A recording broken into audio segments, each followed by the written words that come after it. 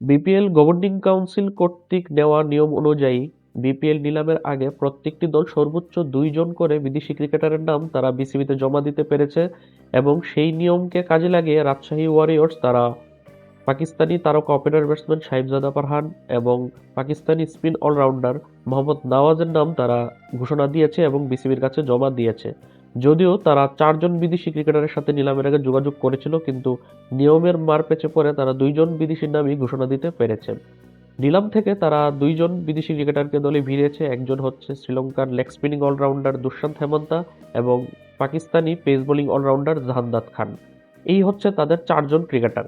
অথচ শুরুতে যেটা বললাম, নিলামের আগে তারা ৪ জন বিদেশির সাথে যোগাযোগ করেছিল, যার মধ্যে থেকে তারা সাহিবজাদা ফারহান এবং মোহাম্মদ নওয়াজের নামই তারা ঘোষণা দিতে পেরেছে। তাই নিলাম শেষ হয়ে যাওয়ার পর গত পরশুদিন রাতেই তারা শ্রীলঙ্কান ৩০ বছর বয়সী বাঁহাতি পেসার বিনোরা ফার্নান্দোর নাম তারা ঘোষণা দিয়েছে তৃতীয় বিদেশি ডিরেক্ট সাইনিং হিসেবে, এবং গতকাল তারা পাকিস্তানি ২৯ বছর বয়সী পেস বোলিং অলরাউন্ডার হোসেন তালাতের নাম ঘোষণা দিয়েছে তাদের চতুর্থ বিদেশি ডিরেক্ট সাইনিং হিসেবে। এই নিয়ে তাদের ৬ জন বিদেশি ক্রিকেটার হলো, যার মধ্যে থেকে ৪ জন বিদেশি ডিরেক্ট সাইনিং এবং ২ জন তারা নিলাম থেকে নিয়েছে। নতুন করে যে ২ জন বিদেশি ডিরেক্ট সাইনিং এর নাম তারা অফিসিয়ালি ঘোষণা দিয়েছে, বিনোরা ফার্নান্দো এবং হোসেন তালাতের নাম। এর মধ্যে থেকে বিনোরা ফার্নান্দো ৩০ বছর বয়সী এই বাঁহাতি পেসার ৪টি ওডিআই এবং ২৫টি টি-টোয়েন্টি ইন্টারন্যাশনাল ম্যাচ খেলেছে শ্রীলঙ্কার হয়ে।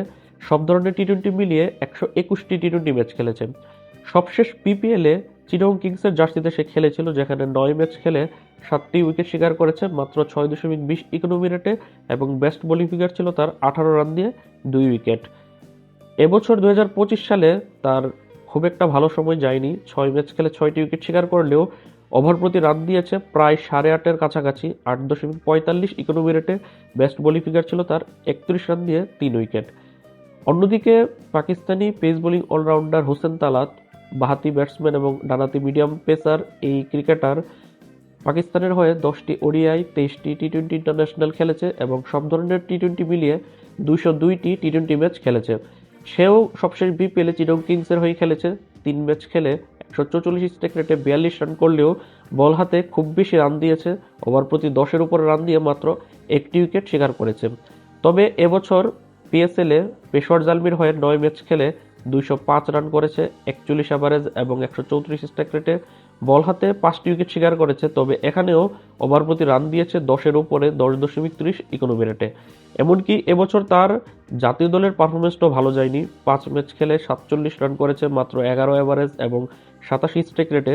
৩টা উইকেট শিকার করেছে ওভার প্রতি ৯ রান করে দিয়ে।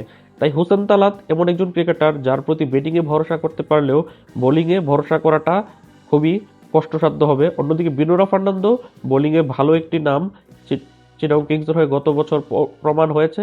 এই বছর সে খেলবে রাজশাহী ওয়ারিয়র্সের জার্সিতে। তো এই ছিল সবশেষ আপডেট। আল্লাহ হাফেজ।